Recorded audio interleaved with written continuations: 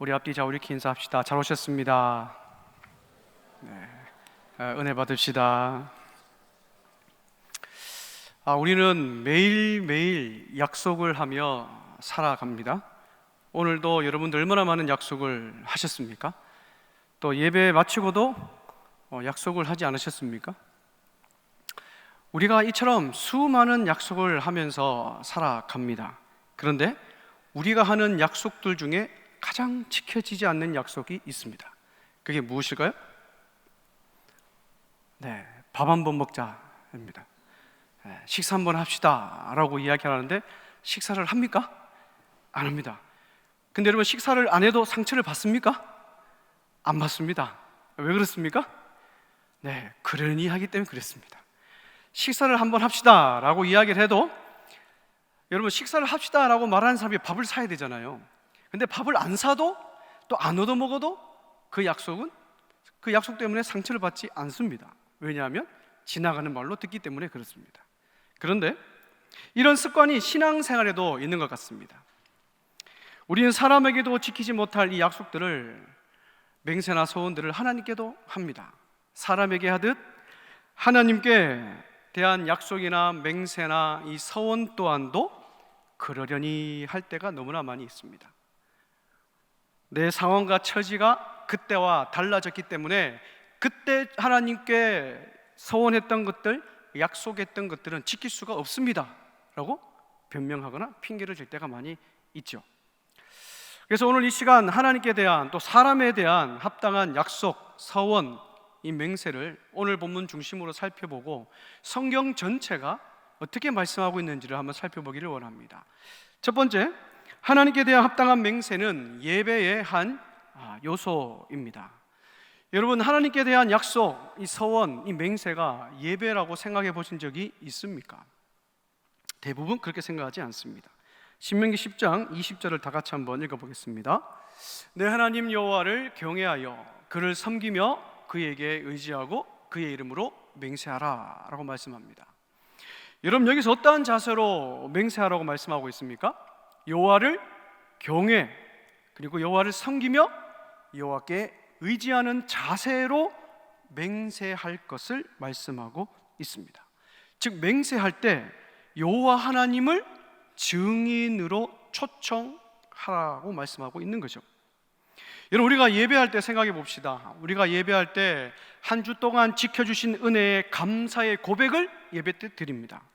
또한 말씀대로 살아가지 못했던 나의 죄악들을 하나님 앞에 고백합니다. 그리고 들은 말씀을 통하여 이제 내가 이번 한 주간을 이렇게 하나님 살겠습니다 라고 결단하며 하나님께 약속의 이야기를 드리죠.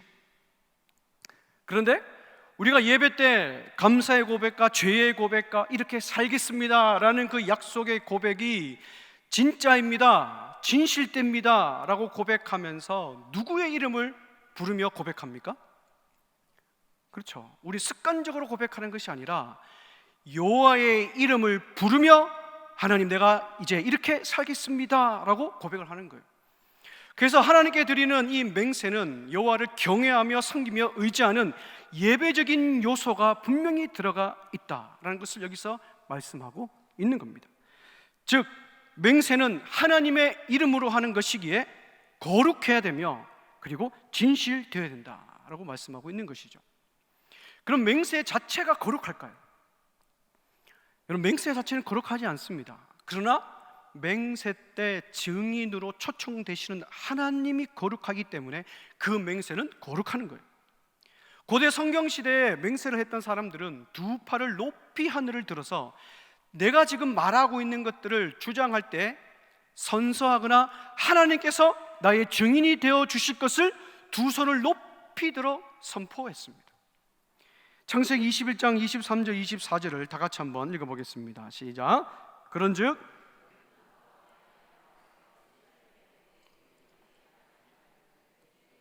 하나님을 가리켜 내게 맹세하라. 내가 내게 후한 대로 너도 나와 내가 머무는 이 땅에 행할 것이니라. 아브라함이 이르되 내가 맹세하리라 하고. 여러분, 이 구절은 아브라함과 아비멜렉과의 맹세의 장면입니다.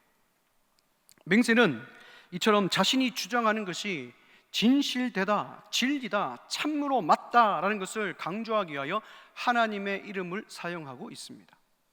거룩하신 하나님의 이름을 내가 맹세하는 그 맹세의 주장에 증인으로 초청했기 때문에 이 맹세는 가볍게 여겨서도 안 되고 반드시 지킬 책임이 그에게 있는 거죠. 근데 예수님께서 살아가시던 그 당시에 많은 사람들이 이 맹세에 대해 잘못 이해하고 잘못 사용하는 사람들이 너무나 많이 있었습니다. 그래서 예수님께서 맹세에 대하여 이렇게 말씀하시죠. 34절과 37절입니다. 다 같이 한번 읽어보겠습니다.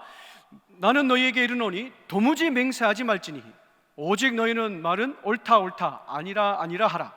이에 지나가는 것은 악으로부터 나느니라 말씀하십니다. 저기 보시면 도무지 맹세하지 말라라고 말씀합니다. 얼핏 보면 예수님께서 맹세 자체를 반대하는 것처럼 보입니다. 그러나 저 말씀은 맹세 자체를 반대하는 것이 아닙니다.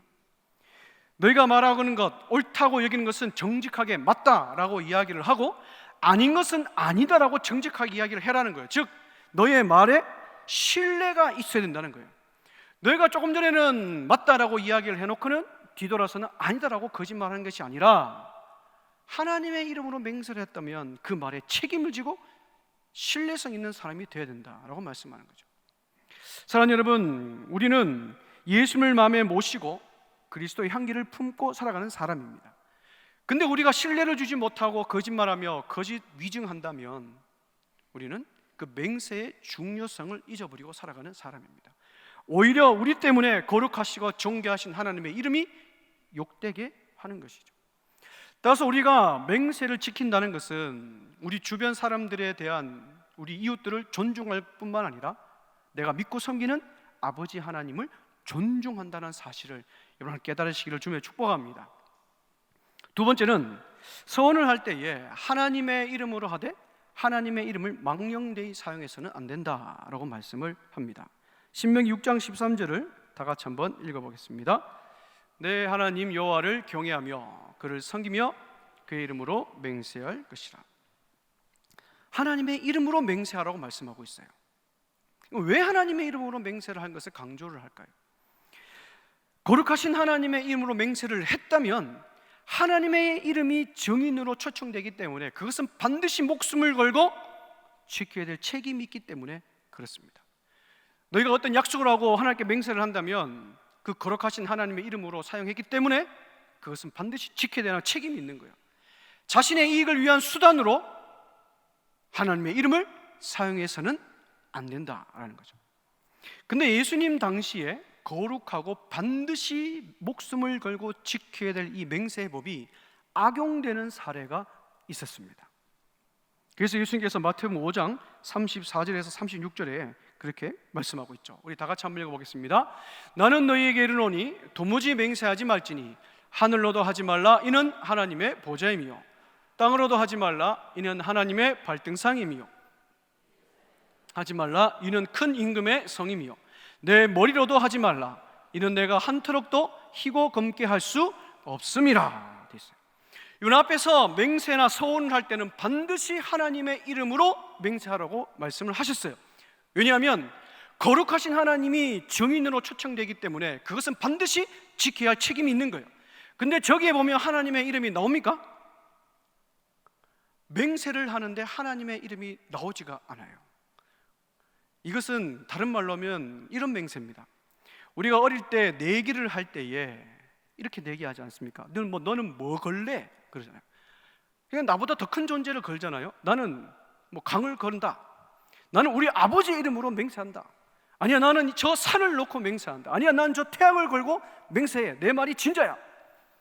여러분, 이렇게 어릴 때 친구들과 내기하며 그런 맹세를 한 적이 없으십니까? 없으세요?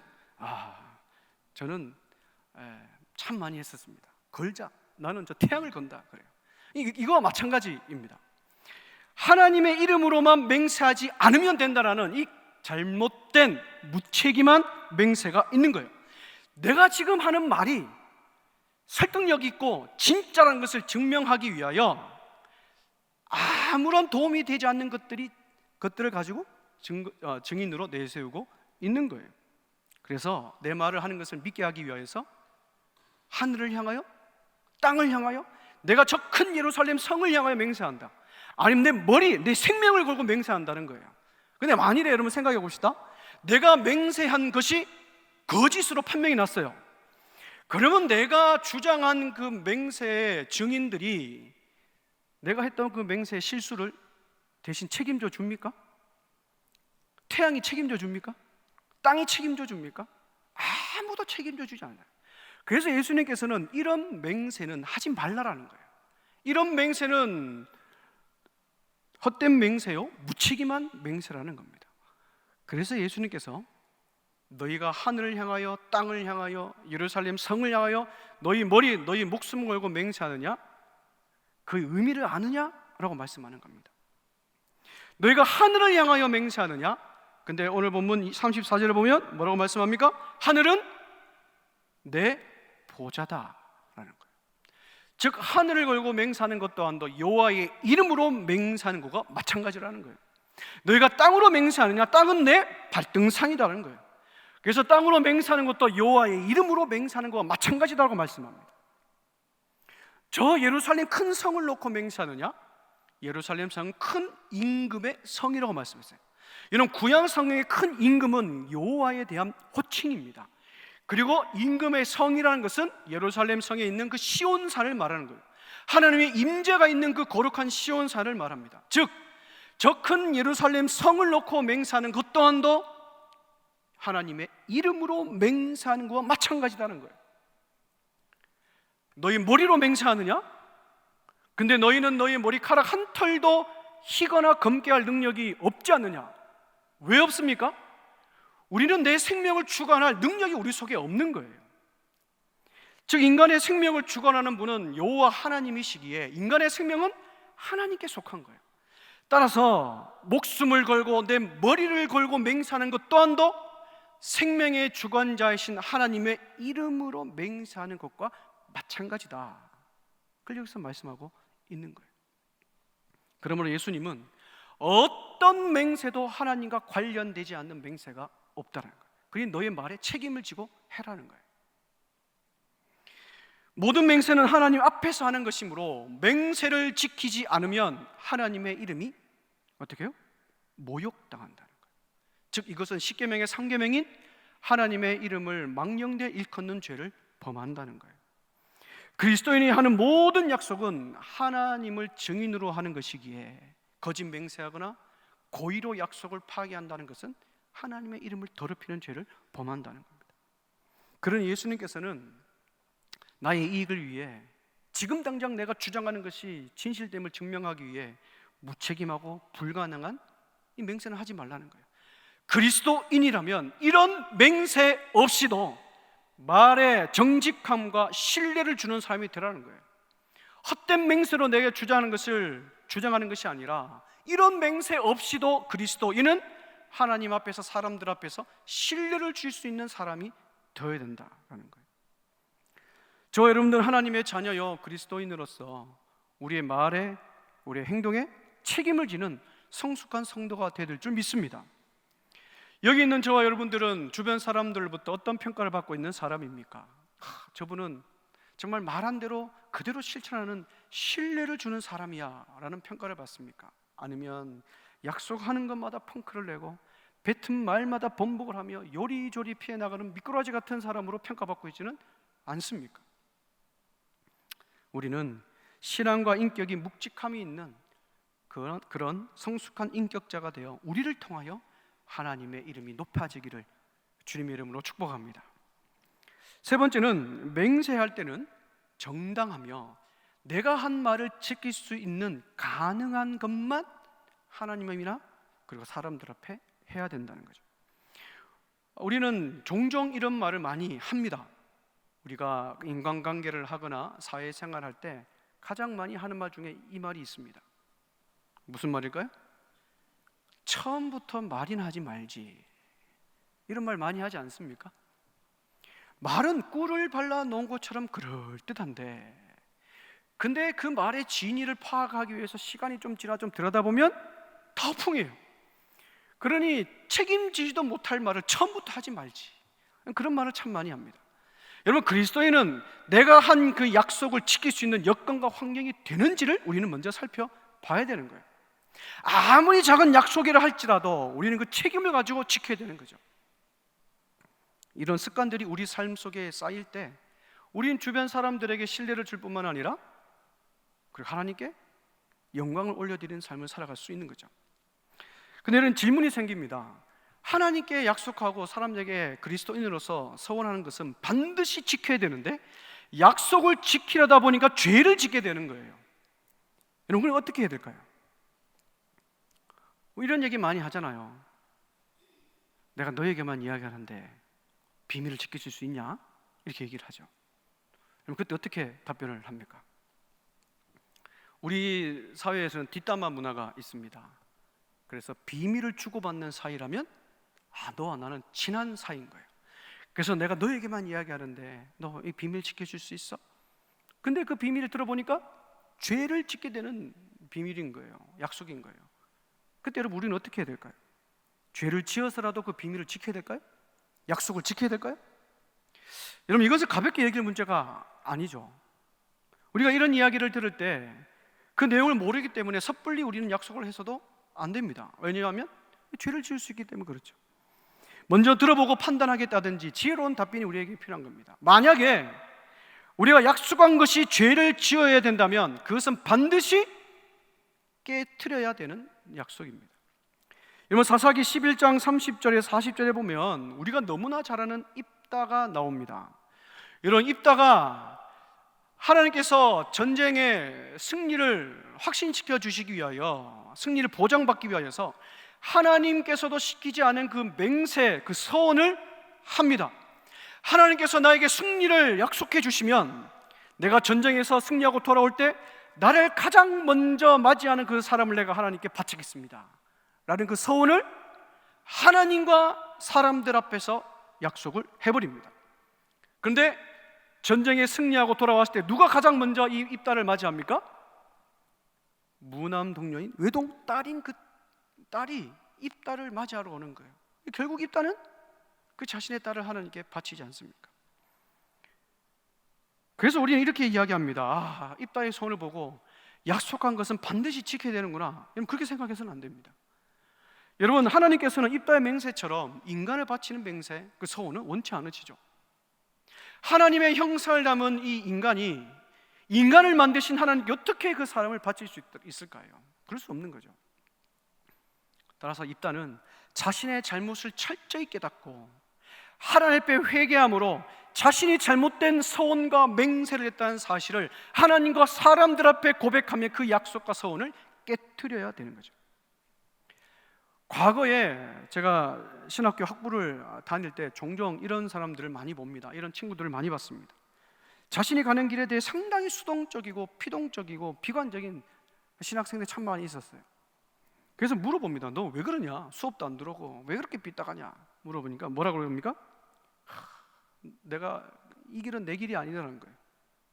어머니께서 나를, 아버지께서 나를 이 목회자의 길로 서원을 했다라는 거예요. 어쩔 수 없이 왔다는 겁니다. 여러분, 이런 서원은 이 아이들이 부모님의 서원의 희생물이 될 가능성이 너무나 크죠. 목회자 길뿐이겠습니까? 다양한 분야에서 우리는 이런 서원들을 참 많이 합니다. 부모님들이 하나님께 받은 그 은혜를 받은 그 부모님 자신이 하나님께 서원해서 자발적으로 헌신해 드려야 되지 타인에게 전가해서는 안 되는 거죠. 이런 서원들 때문에 많은 사람들이 힘들어하는 것을 많이 봅니다. 결국 이 친구의 소식을 들었는데 이 목회의 길을 가지 않고 다른 길로 가는 것을 저는 보게 되었어요. 사랑하는 여러분, 서원이란 것은 아무리 성경적이라 할지라도 본인의 의사를 무시한 서원, 독단적이고 일반적인 서원을 해서는 안 됩니다. 서원할 것이 있다면, 내가 하나님께 은혜를 받아 서원할 것이 있다면 내가 하나님께 가장 먼저 기도함으로 나아가야 되는 거예요. 그리고 서원을 했다면 믿음의 가족들과 믿음의 동력자들과 함께 믿음의 교제를 나누면서 내가 하나님께 뜻했던 그 서원의 뜻과 그 동기가 이렇습니다 라고 함께 이야기를 나누며 준비하는 그 시간이 우리에게 필요한 것이죠. 따라서 사랑하는 여러분, 그리스도인은 나의 말에 책임을 질 뿐만 아니라 약속을 하기 전 내 자신을 돌아보는 신중함이 우리에게 있어야 됩니다. 그리고 내가 행할 능력과 여건이 되는지를 돌아보며 그렇지 못할 때는 약속을 하지 않는 것이 바람직하죠. 또한 약속한 것이 죄를 짓는 것이라면 과감히 그 약속을 깨트려야 됩니다. 이런 것이 우리 삶의 습관으로 되어 있지 않기 때문에 가정에서나 공동체에서나 사회 속에서 큰 문제가 일어나는 것을 우리 많이 봅니다. 따라 사랑하는 여러분, 하나님 앞에서나 사람들 앞에서 그리스도인이 서원하고 약속하는 것은 내가 실천 가능한 것, 혹시나 그것이 죄를 짓는 것이라면 철저히 하나님과 사람들 앞에 회개하며 그 약속을 깨트리는 것이 지혜로운 그리스도인의 삶인 줄 믿습니다. 네 번째는, 서원을 할 때는 자발적인 마음과 자발적인 자세로 서원을 해야 되죠. 우리가 하나님께 서원을 드릴 때 가장 우선시 여길 수 있는 마음은 뭐냐면 자발적인 마음과 하나님께 받은 은혜에 감사하는 마음으로 서원을 드려야 됩니다. 이게 우선이에요. 자발적으로 드려야 되는데 그 자발적으로 드릴 수 있는 동기가 뭐냐면 하나님께 받은 그 은혜로 인하여 감사하는 마음으로 자발적으로 드려야죠. 근데 가끔씩 우리는 순서가 뒤바뀔 때가 있습니다. 하나님 이렇게 해주시면 제가 하나님께 이렇게 하겠습니다라는 이 순서가 바뀐 서원을 할 때가 참 많이 있다라는 거예요. 낫게 해주시면, 붙여주시면, 또 통과하게 해주시면, 뭐 하게 해주시면 내가 하나님 앞에 이렇게 하겠습니다. 이 순서가 뒤바뀐 서원이 너무나 많이 있다는 거예요. 사랑하는 여러분, 우리가 하나님께 받은 은혜가 너무나 커서 하나님, 내가 주님을 위하여 내가 이렇게 하겠습니다라고 서원했던 그 서원이 분명히 있지 않습니까?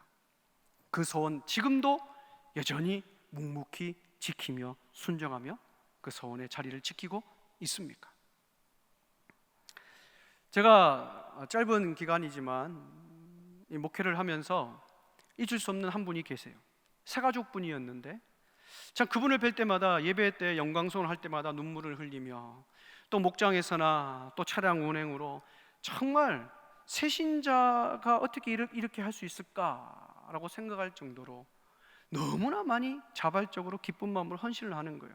그래서 제가 이렇게 물었습니다. 아우, 성도님, 이렇게 하다가 교회 오신 지도 얼마도 안 됐는데 이렇게 하시다가 지치는 거 아닙니까? 너무 헌신하시는 거 아닙니까? 라고 이렇게 말씀을 드렸더니 그 성도님이 이렇게 말씀을 하십니다. 날마다 예배 드릴 때마다 하나님께 받은 은혜와 나를 회복시켜 주시는 그 하나님의 손길을 날마다 경험해서 내가 무엇으로든지 하나님을 섬기고 싶은 마음이 내 가슴 속에 우러납니다. 내가 할 수 있는 것 안에서 이 교회와 목장을 위하여 나는 섬기고 싶은 마음뿐입니다 라는 그 고백, 저는 아직도 귓가에 선이 남아 있습니다. 사랑하는 여러분, 나의 서원은 하나님의 영광을 위한 서원입니까? 아니면 나의 이익을 위한 서원입니까? 우리는 그것을 먼저 하나님 앞에 돌아봐야 될 줄 믿습니다. 그 서원한 것을 기억하며 반드시 지킬 때 우리의 믿음이 나타나는 겁니다. 여러분, 서원은 내가 원하는 것을 얻어내기 위한 거래가 아닙니다. 서원은 하나님께 받은 그 은혜가 너무나 감사하여 자발적으로 드리는 것이 서원이라는 사실을 여러분 기억하기를 주님의 이름으로 축복합니다. 마지막 다섯 번째, 하나님께 서원을 드릴 때 비성경적 또는 성경적이라 할지라도 나의 힘으로 할 수 없는 것, 서원의 내용을 모를 때는 우리는 서원을 해서는 안 됩니다. 민수기 30장 3절과 5절 우리 다 같이 한번 읽어보겠습니다. 또 여자가 만일 어려서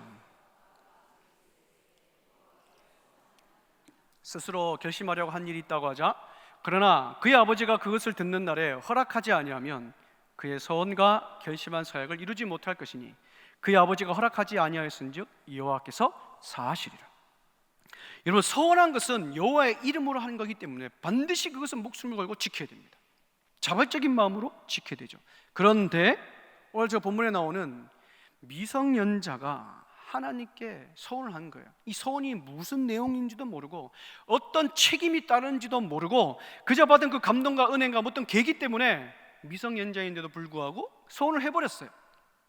근데 그 아버지가 원치 않고 허락하지 않으면 그 서원은 무효가 된다는 겁니다.